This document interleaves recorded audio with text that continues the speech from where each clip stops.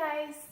So I'm back to talk with you guys about some of the facts about endometriosis. And before I start, I just wanted to say that I have been thinking a lot about creating these videos, and I kind of started thinking like maybe I should just not do it because it just seems overwhelming to like edit them, and I don't know how. And so I decided, I've seen some people just share and be completely open and honest on YouTube and just share whatever they feel like sharing without editing. So that's what I decided to do. So without any further ado, I'll just start in with the facts about endometriosis that I found to be really interesting, and then also just kind of crazy, some of these facts that I learned. But first of all, I wanted to start with saying like, what is endometriosis?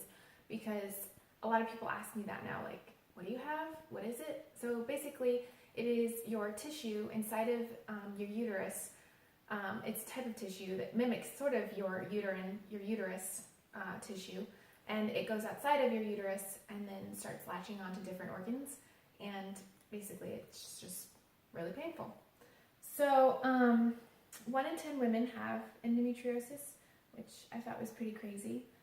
Basically, most likely you know someone that has endometriosis. Some people don't have any symptoms from endometriosis, and they can be stage 1 through 4, and they don't know. So, and then some people can have horrible symptoms, but we can get into that later. So most people are diagnosed between the ages of between 15 and 49 years old with endometriosis. Not always, but that's what most of the statistics have shared. And 176 million women have endometriosis, which is really sad to me because there's no cure and there isn't a lot of money that goes into research for endometriosis. And so many people are suffering, and it's not a disease that many people feel comfortable talking about, and it's kind of looked upon, or it has been in the past, as it's just your period pain, like get over it, you're fine.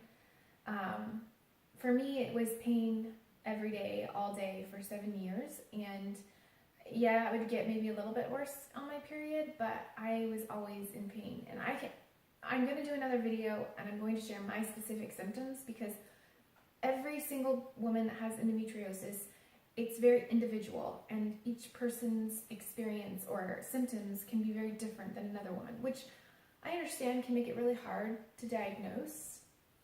So I can see how maybe it's a really hard disease to figure out, but at the same time, I would think most diseases are pretty hard to figure out, but there's just not a lot of research or time that goes into it. The last thing I wanted to just share is there are 2 types of surgeries that you can have for endometriosis. First, I want to share that the only for sure way of finding out if you have endometriosis is through laparoscopy. So sometimes they can figure it out other ways, or guess, like just through doing like ultrasounds or, different things like that. But I was told by my OBGYN, some research that I was looking at, and my other doctor that actually did my surgery, that is the only way that you can for sure diagnose it. So, but the last thing I wanted to share is about those 2 types of different surgeries. The first one is called ablation, which is burning it out. And everybody that has that type of surgery that I've heard about, friends or friends of friends that have had that surgery, it comes back. And the statistics say that it will come back within, or it will come back 90% of the time.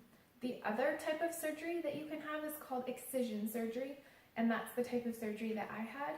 And there are a couple doctors that do this surgery. I live in California, and there's a doctor that actually has a book, and he's really well known in this world. He is in San Jose. His name is Dr. Cook, and his surgeries that, like, from what I did the research and tried to figure out if he could be covered, insurance doesn't cover it, and it is $30,000 cash, and so it's a very expensive surgery to have. So I looked into just different other doctors or options. I have family in Idaho, and they found a doctor that lived right near them, and he took insurance, and I went there and met with him, and he was a really, he completely was understanding.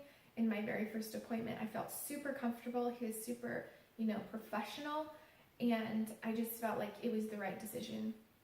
And on top of that, he takes insurance. So if you're looking for a doctor that does this type of surgery, it's not always easy to find them, and it's not always easy to be covered. The other doctor I found was in Seattle, and she had a 6-month waiting list, and it was $30,000 cash as well. So just knowing that there was an option for having, my insurance covering it was such a relief. And I think at the end of the day, I paid probably out of pocket around $1,200 for my surgery. So anyway, I find that having information like this before you go do something is really helpful. And if you have any questions, please feel free to leave a comment or email me, ask me any questions, and I'll try to do the best I can to answer them. I'm not a doctor, obviously, or I'm not a professional. I'm just merely here to share my story and hopefully help other women that are suffering and feel alone or feel like, they don't have answers, or maybe they're like me, which I didn't know what was wrong with me. And that's the most frustrating, hard part, is when you do not know what's wrong with you. And for so many years, the symptoms that you see online for endometriosis, I did not fit into that category. So my next video that I want to share is purely my symptoms, which I found to be really, I find that it's helpful to hear other people's symptoms and be able to see if you fit into that. So I'll share that with you next time. All right, bye.